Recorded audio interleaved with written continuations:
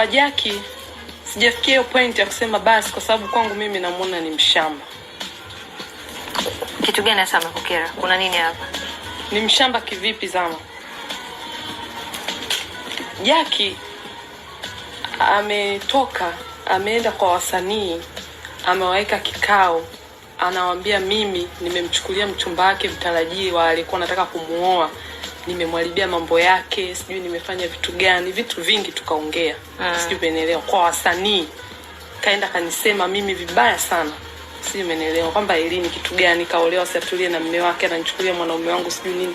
Anaongea vitu ambavyo hana uhakika navyo. Sijui umeelewa. Alafu akinikuta sehemu nimekaa, anafika anajidai, ananisalimia, ana pretend kama vile hakuna kitu ambacho amewahi kuongea hapo nyuma. Ndio hicho nilichoongea ni unafiki. Sijui umeelewa. Kwa sababu kama yeye ana uhakika mimi nilifanya hivyo, alitakiwa anifuate. Na hajawahi kukuface? Hajawahi. Na kuna kitu chochote cha hivyo, labda kuna mazingira yote ambayo